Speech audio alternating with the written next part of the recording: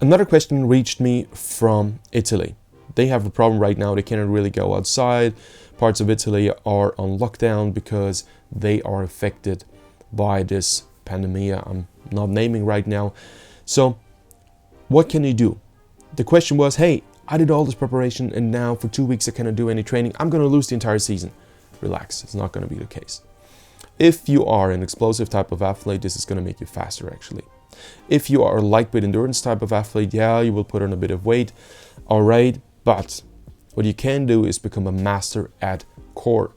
Even if you cannot go out and run, what I suggest you do as a lightweight. But if you can't, you can become a master at core training. Follow this video right there and you can do 4 or 5 sets a day, 6 sets a day. You can do rope skipping in between. So sometimes we do 30 seconds of rope skipping between every exercise.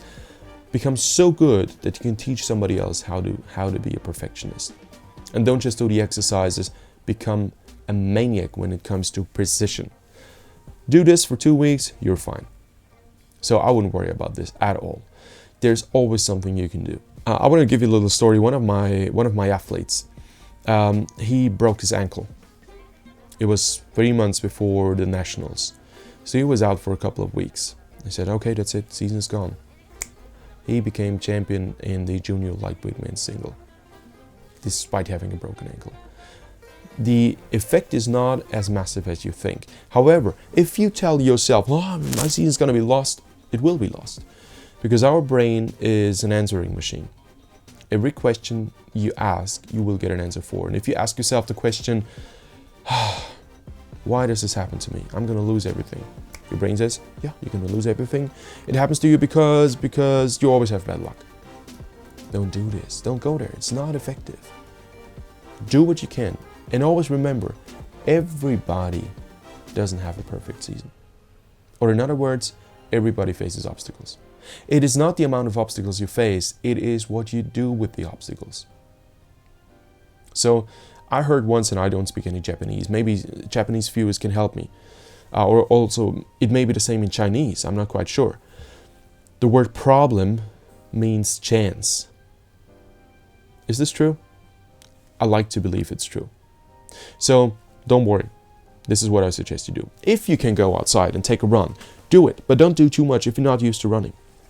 So take a run, start with 30 minutes, do 2 sets of core, do the mobilization workout. If you achieve 2 30-minute runs per day, or 1 60-minute run per day, or 1 60-minute plus a 30-minute run, depending on what you're used to and how heavy you are, hey, it's good training. Some people go on a cycling camp and don't row for 2 weeks at all. There are many more approaches to that. All right, when I came to the US, and I rode in the US for a year during high school, I got there in summer, and the rowing program didn't start until fall. And I said, I have to use an erg at least. No, I didn't have access to an erg. I didn't have access to a boat. All I had access to were my running shoes.